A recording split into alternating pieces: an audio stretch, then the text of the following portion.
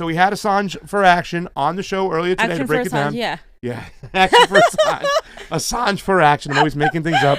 So Fam's going to break it down. She's been making these awesome little, really eye-catching bullet points catch-ups on what's going on the Assange trial. Fam, go right ahead. Day 3. Okay, so this was Wednesday. And so Trevor Tim was the guy we were talking about earlier. He's the executive director of the Freedom of the Press Foundation, FPF, and he was called to the stand. He said the Trump administration is moving to explicitly criminalize national security journalism, and if this prosecution is allowed to go forward, dozens of reporters at the New York Times, Washington Post, and elsewhere would also be in danger.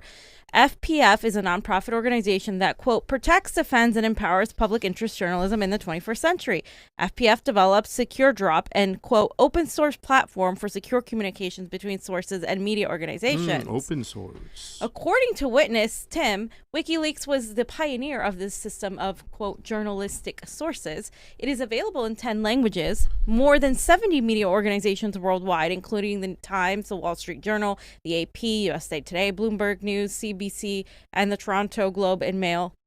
The prosecution's position at that point, and still at this point, is that Assange is not a journalist. So that's what they've been trying to prove. Discredit the witness, discredit multiple witnesses too. Scrolling down. The witness said it doesn't matter whether the U.S. government considers Assange a journalist. The New York Times does not need a, quote, issued press pass to have First Amendment rights. So what we're seeing is, once again, that the mainstream media gets so many more protections than other more independently journaled journalists. You guys experienced that out in the streets, huh? Exactly. And that's why we got lawyers now. That's right. All right. Tim refused to accept the indictment against Assange, and saying it's meant to only criminalize the publication of documents that contain the names of informants working for the U.S. government.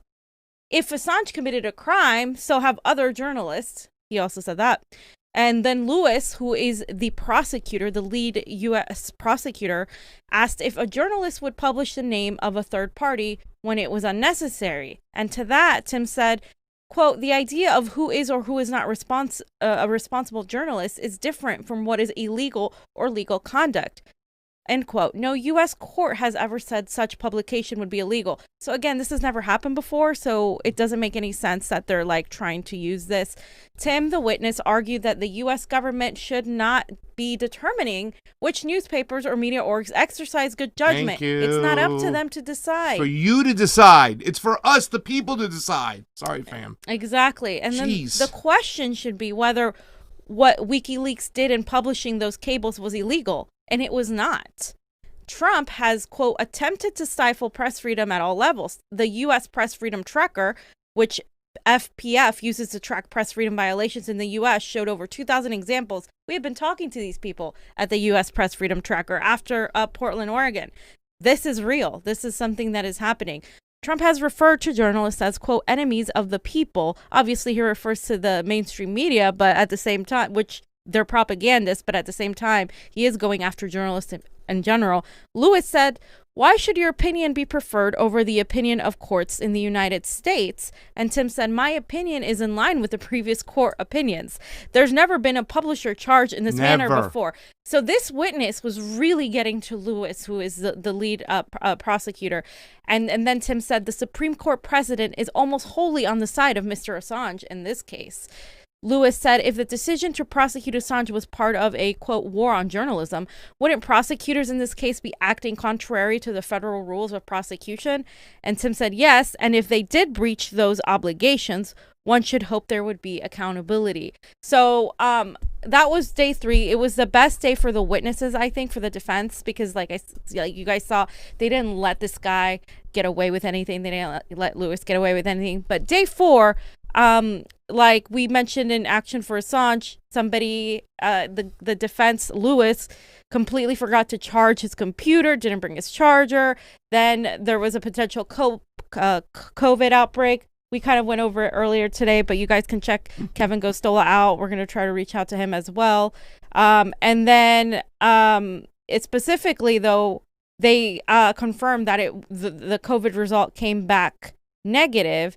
And this was for the prosecutor and his partner are negative. And this What is a going to bunch resume of on crap. September 14th. So now it's back. You're losing time here. You're going to extend this thing. And again, the prosecution still has 5 weeks to bring in more of the charges if they want. And he said it is still worth taking every precaution to prevent any spread. Daily COVID-19 cases in the UK haven't been this high since May. So it's interesting that just out of coincidence, they decide to get a COVID test, even though UK doesn't have hardly any COVID because they've actually, dealt with it the way they should have dealt with it, and whatever they're doing the things, but like it's just a coincidence, though. It's the meme. You ever seen a meme fan where the cop's pulling over the guy and he's got his window up? He's like, "Can you put your window on?" And he's like, "Sorry, man." He puts up a sign that says, "I got COVID." You know what I'm saying? You could throw the COVID thing out there now anytime. It's like, "Hey, man, I need you to come over here, get ready to work. I think I got COVID," and like that. Got to go to jury duty. COVID. You know what I'm saying? Anything, it's I got the Rona. No matter what. And it's really odd that they did this right here. And they did it late, too. Oh. Like, they were behind, and all of a sudden, like, hours behind, and all of a sudden somebody called in. I think the judge had no choice, but I wish the judge would have said, "No, you know what? We're going to proceed. You didn't call me early enough. That's bullshit. Let's proceed." But it was clearly they were getting their ass kicked by these witnesses. That was the last witness before that happened. So we're getting their ass kicked by these witnesses. So, you know what I'm saying? And let's also talk about, I think it was Johnny when we talked about those doctors.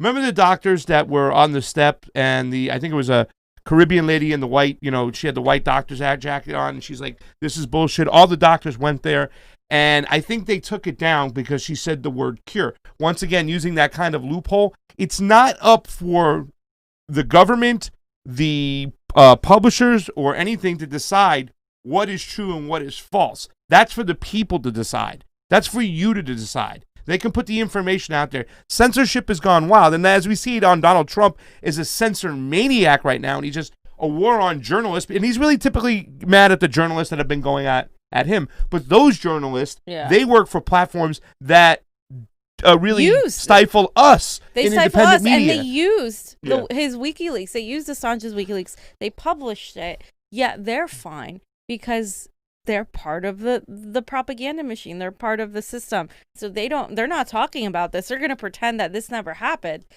But it's obvious what's really going on here, fam. And it is really disgusting that nobody's talking about this on the mainstream media. Like I said the other day, trapped on a plane, had to watch this whole thing. Bob Woodward, breaking news.